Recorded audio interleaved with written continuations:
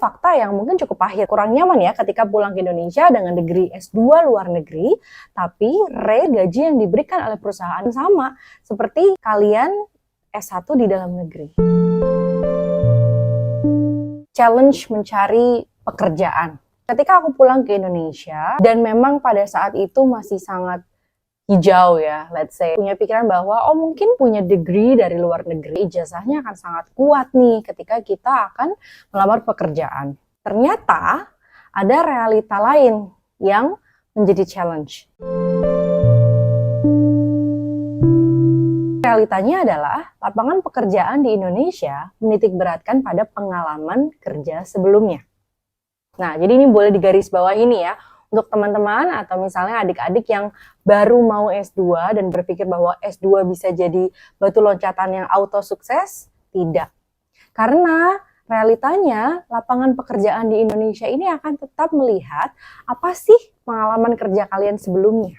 Jadi kalau kalian dari S1 langsung S2 tanpa pengalaman kerja sama sekali, ya mohon maaf akan tetap susah mencari pekerjaannya gitu. Apalagi zaman sekarang sudah banyak banget orang yang lulus dari luar negeri gitu ya. Apalagi sekarang kan beasiswa sudah di mana-mana. Kuotanya juga sudah banyak. Yang lulus tuh bukan hanya 1-2 orang nih yang kita bilang sebagai persaingan. Tapi sudah ratusan bahkan ribuan awardee gitu ya yang pulang ke Indonesia mencari pekerjaan. Apalagi kalau awardee dari beasiswa pemerintah yang memang diharuskan pulang dan kontribut ke Indonesia. Jadi bisa dibayangkan kan, persaingannya aja bukan cuma dengan orang-orang yang lulusan universitas lokal, tapi juga dengan sesama awardee lulusan luar negeri. Nah, disitulah yang harus dipahami oleh teman-teman. Di Indonesia, memang experience itu dititik beratkan ya. Maksudnya bagaimana? Maksudnya gini, ketika kalian tidak punya pengalaman bekerja yang sesuai dengan role yang kalian akan apply atau kalian mau daftar ke posisi tersebut, bukan berarti kalian tidak bisa ya untuk dapat pekerjaannya. Bisa, tapi kalian akan dihitung benar-benar sebagai fresh graduate. Kalian akan kena rate fresh graduate di situ. Kenapa ya? Karena memang benar-benar baru lulus gitu ya, bukan pro hire. Pro hire adalah orang yang sudah punya pengalaman sebelumnya. Beda halnya ketika kalian S2 itu punya background atau bobot sudah bekerja dulu nih sebelum S2 gitu. Jadi misalnya kalian S1 kerja dulu beberapa tahun baru S2. Ketika kalian pulang ke Indonesia, kalian udah punya nih bargaining position, udah punya value yang bisa kalian jual. Bahwa S2 yang kalian ambil ini menjadi layer tambahan atau expertise tambahan dari bidang yang kalian ini sudah punya pengalaman loh di dunia kerja sebelumnya.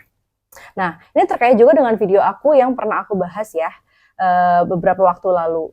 S2 itu pentingnya apa gitu. Nah, S2 itu kalau memang kalian mau menjadi akademisi, itu boleh tuh langsung dari S1 langsung S2. Nggak perlu kerja dulu misalnya, karena memang kalian akan menjadi pengajar akademik gitu, yang memang mengejar degree dari S1, S2, S3. Nah, tapi kalau kalian mau bekerja di dunia corporate, di dunia perkantoran, jangan menyepelekan pengalaman pekerjaan. Yang bisa teman-teman pertimbangkan adalah untuk matang-matang memikirkan alur karirnya mau kemana ke depannya. Kalau memang teman-teman tidak mau menjadi dosen, tidak mau menjadi researcher, maka teman-teman better bekerja dulu.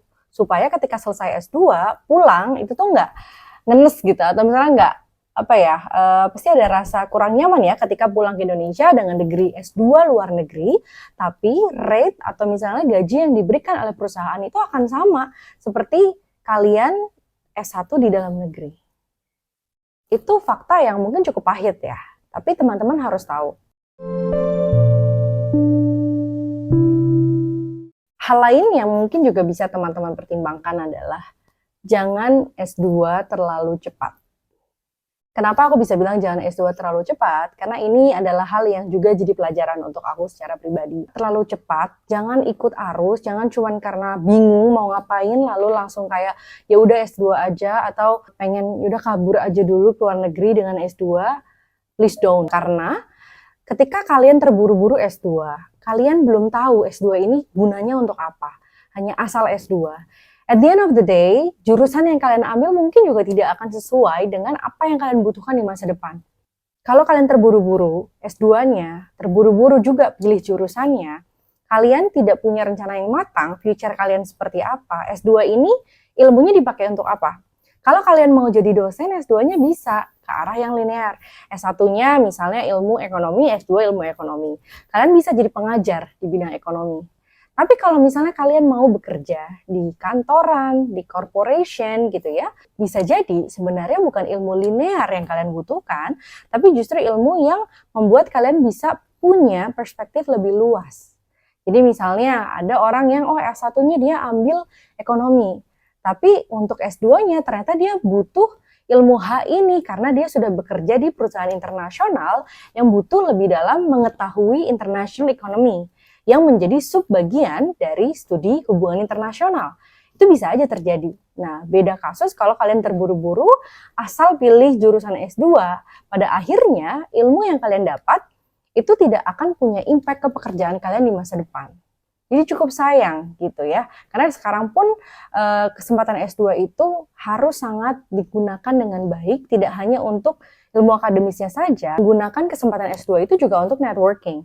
Kalau kalian berada di pool yang kurang tepat gitu ya, atau bukan di industri yang kalian mau jalani di pekerjaan kalian di masa depan, jadi juga akan cukup sia-sia gitu ibaratnya, sayang. Lebih baik kalian matang aja dulu, tidak terburu-buru, habis lulus S1, kalian jalani dulu nih, passion kalian atau talent kalian ini bekerja di industri apa, posisi apa.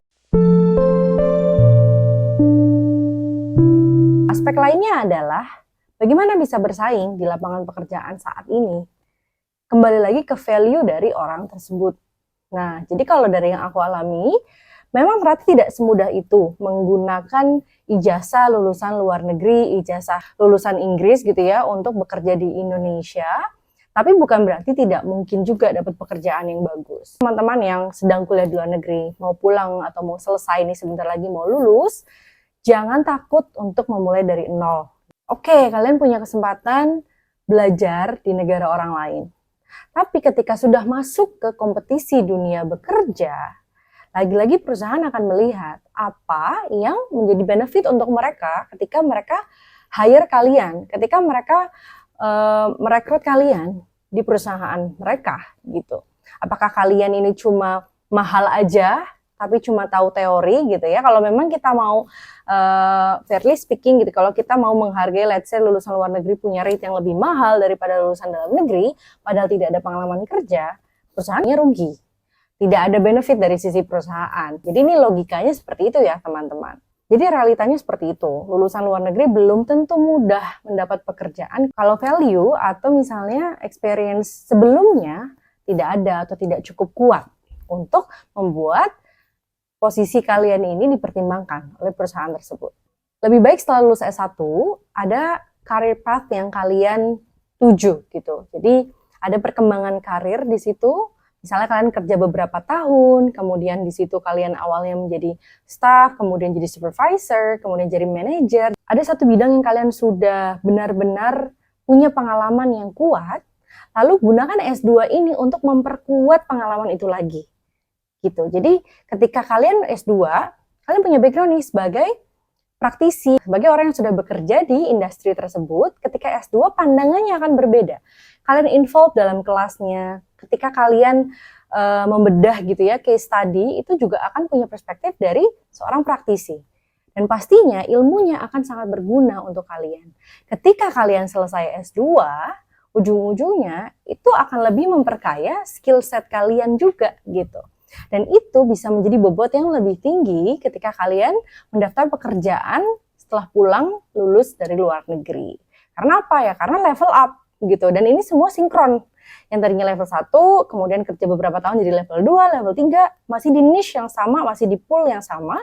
Kemudian kan S2 di niche yang sama juga atau di bidang yang sama, itu jadi levelnya naik terus. Pulang, skill set kalian atau value kalian itu sangat kuat dan lebih tinggi dibanding sebelumnya. Ketika pulang dan menghadapi challenge dengan lapangan pekerjaan, itu tidak akan menjadi hal yang perlu dipusingkan gitu. Bagaimana realitanya setelah selesai kuliah dari luar negeri dan apa yang bisa menjadi pelajaran. Jadi hopefully teman-teman juga bisa lebih paham dulu apa sih yang menjadi alasan kalian mau mengejar studi di luar negeri. Jangan lupa untuk cek juga penjelasan di video yang lainnya ya. Good luck!